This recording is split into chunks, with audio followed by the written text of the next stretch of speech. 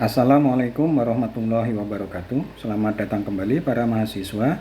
Pada kesempatan ini kita akan melanjutkan video learning kita tentang persamaan Laplace, dan kali ini kita akan membahas bagaimana memasukkan syarat batas ke dalam persamaan umum Laplace yang sudah kita dapatkan di video learning sebelumnya. Baik, untuk mengingatkan bahwa syarat batas yang kita punya itu adalah seperti ini ya.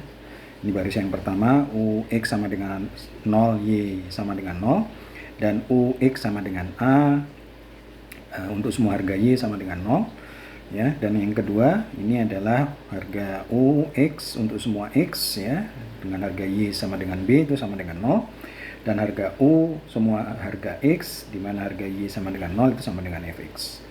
Dan kalau kita mengingat syarat batas ini akan mendefinisikan sebuah bentuk persegi panjang yang batas-batasnya harga U-nya sama dengan 0 kecuali pada salah satu sisi bagian bawah yang harga U-nya sama dengan Fx. Nah, persamaan umum yang sudah kita dapatkan itu adalah yang ditulis dengan tinta merah ini. Nah, kita akan mencari berapa harga P, berapa harga Q, berapa harga P kecil ya, dan juga berapa harga P. Kita tidak mencari harga X dan juga kita tidak mencari harga Y karena ini adalah variabel bebas. Kita tidak menghitung ya, harga dari variabel bebas ya.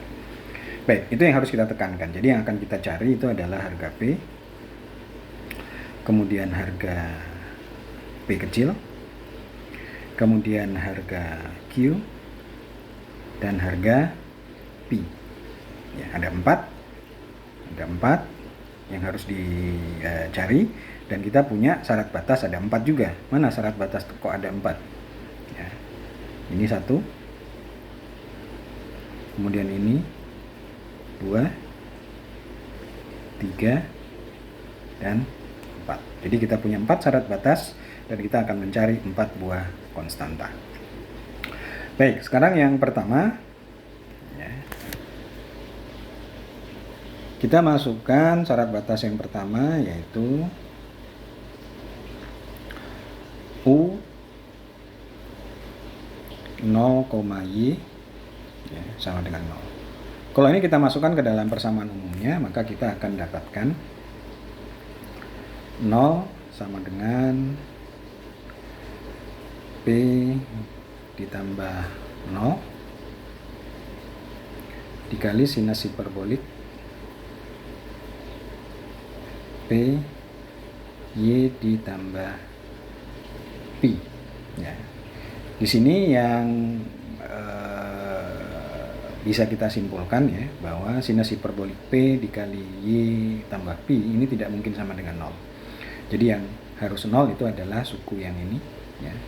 Jadi kalau P plus 0 itu sama dengan 0, maka otomatis harga P itu sama dengan 0.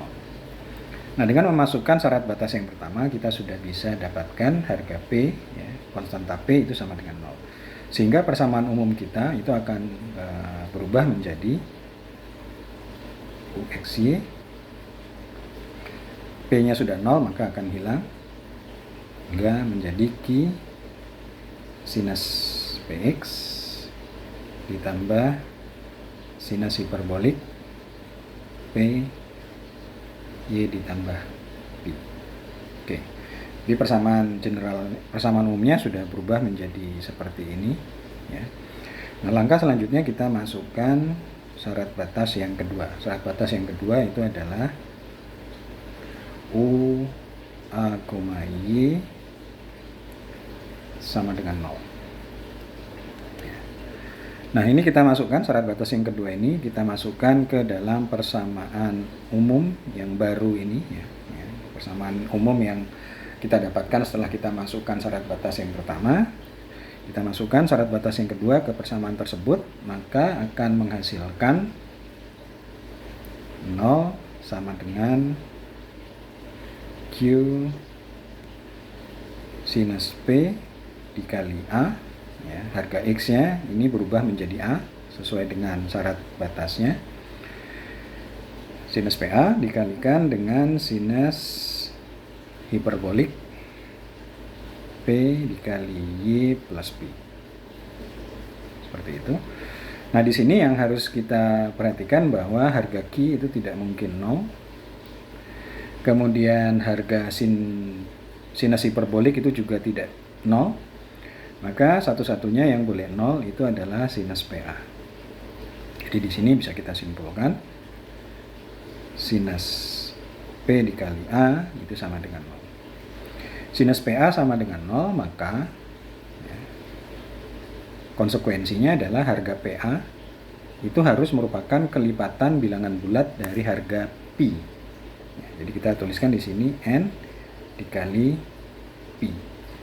Ya, kita tahu bahwa sinus P itu 0, sinus 2P itu 0, dan seterusnya, maka dia harus merupakan kelipatan bilangan bulat. Jadi N di sini adalah nilainya 1, 2, 3, dan seterusnya. Nah, sekarang untuk membuat bentuk persamaan itu menjadi lebih standar, ya, maka harga P itu kita tukar, ya, harga P itu kita tukar dengan simbol lambda. Maka bagian atas ini akan menjadi lambda sama dengan N dikali P dibagi A. Tentu saja dengan harga N yang masih sama, ya, 1, 2, 3, dan seterusnya, ya.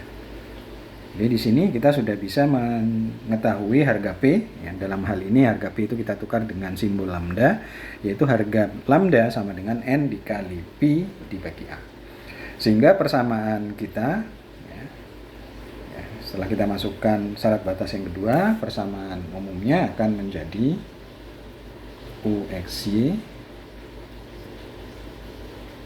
sama dengan Q sinus lambda X dikali sinus hiperbolik lambda Y ditambah P. Oke, baik. Nah, kita sudah dapatkan harga P besar dan harga P kecil. Sekarang yang tersisa adalah kita harus menghitung berapa besar Q dan berapa besar P besar ini.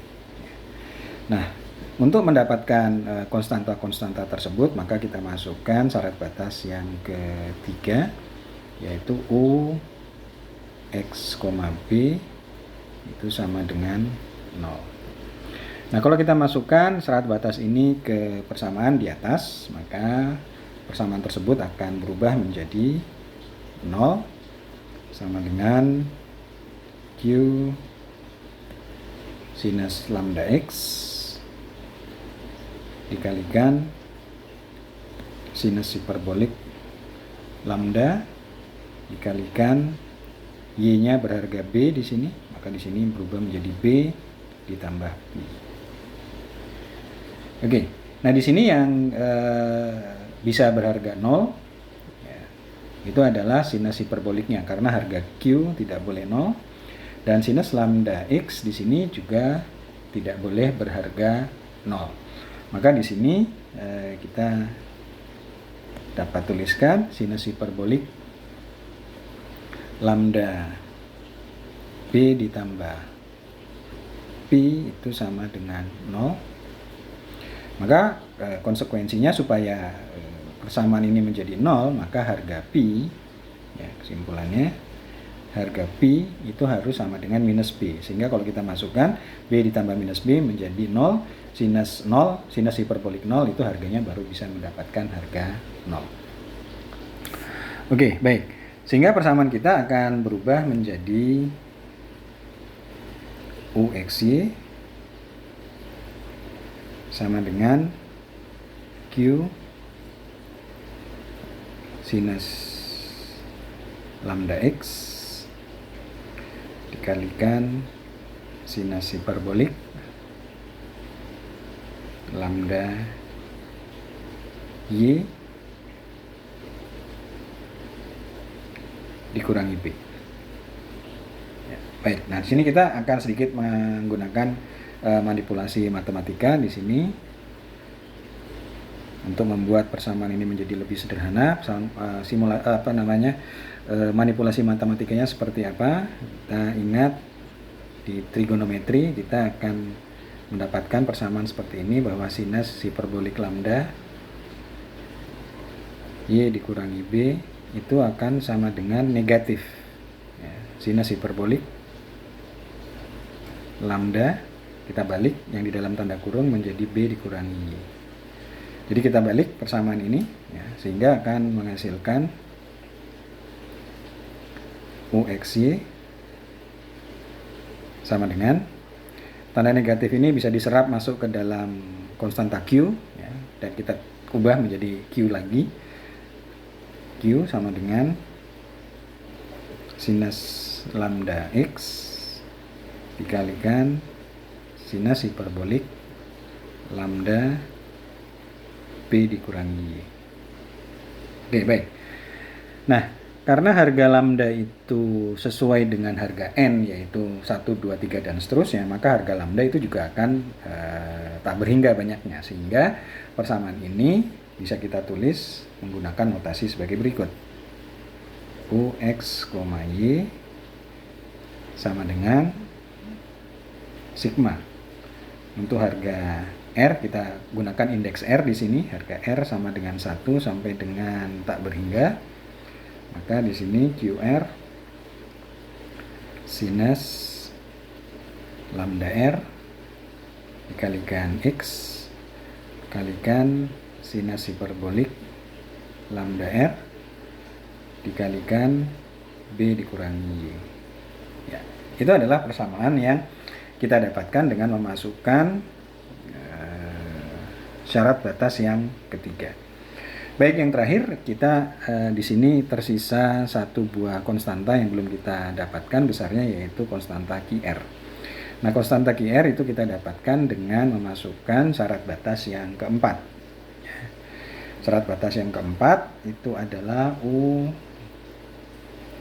x, 0 sama dengan fx. Ya, seperti itu. Sehingga kalau ini kita masukkan ke persamaan kita yang terakhir tadi, maka akan kita dapatkan harga fx itu sama dengan sigma R sama dengan 1 sampai tak hingga QR sinus lambda R kali X dikalikan sinus hiperbolik lambda R dikalikan B. Harga Y-nya di sini 0, maka B dikurangi 0 itu kita tulis sama dengan B. Kemudian di sini yang harus kita ingat adalah kita minta bantuan deret Fourier, karena persamaan kita ini adalah merupakan formulasi dari atau bentuk baku dari deret Fourier dengan harga koefisien Fouriernya itu adalah QR dikali sinus lambda RB. Ini adalah koefisien Fouriernya. Sehingga koefisien Fourier itu bisa didapat ya. Jadi dari sini dari deret Fourier koefisien Fouriernya itu bisa kita dapatkan dengan formula QR sinus hiperbolik lambda R itu sama dengan, bagi yang lupa dengan formulasi atau bagaimana mencari koefisien deret Fourier, silakan membuka ke bagian deret Fourier, membuka catatan ke bagian deret Fourier. Ini akan sama dengan 2 per A ya, 2 per A dikalikan integral 0 sampai A fungsi fx dikalikan sinus lambda R X dx. Nah, dari sini maka tentu saja harga QR itu bisa diketahui ya. Di sini kita sebelum kita tentukan harga QR-nya, kita sederhanakan dulu bahwa 2 akan sama dengan 2 per A integral 0 sampai A fx dikalikan sinus lambda R-nya itu adalah RPX dibagi A kalikan DX. Nah, tentu saja dengan persamaan yang terakhir ini harga QR dapat ditentukan dengan bentuk seperti apa. Harga QR dapat ditentukan dengan cara menghitung persamaan ini sebagai berikut: 2 per A integral 0 sampai A fx sinus R px dibagi A dx dibagi kemudian dibagi dengan harga sinus hiperbolik lambda R. Oke, baik. Nah, setelah QR ini kita dapatkan, maka QR ini kita substitusikan balik ke persamaan kita yang terakhir ini. Ya. Nah, kalau kita substitusikan ke persamaan kita yang terakhir tadi ini, maka lengkap sudah bahwa kita bisa bukan dimasukkan ke QR yang ini, tapi dimasukkan ke dalam QR yang UX ya. Baik. Kita lihat, kita masukkan ke dalam persamaan yang ini. Maka kita sudah bisa menentukan harga persamaan umumnya dengan kita sudah dapat mengetahui berapa harga semua konstanta yang diberikan. Nah, setelah semua konstanta, keempat konstanta itu kita hitung, sudah kita bisa dapatkan besarnya, maka persamaan Laplace itu secara umum itu bisa kita selesaikan, sehingga semua konstanta sudah didapatkan, persamaan umum didapatkan, maka persamaan Laplace sudah berhasil kita selesaikan. Demikian para mahasiswa, bagaimana kita menghitung atau mencari solusi dari persamaan Laplace. Mudah-mudahan bermanfaat. Terima kasih telah menyaksikan. Assalamualaikum warahmatullahi wabarakatuh.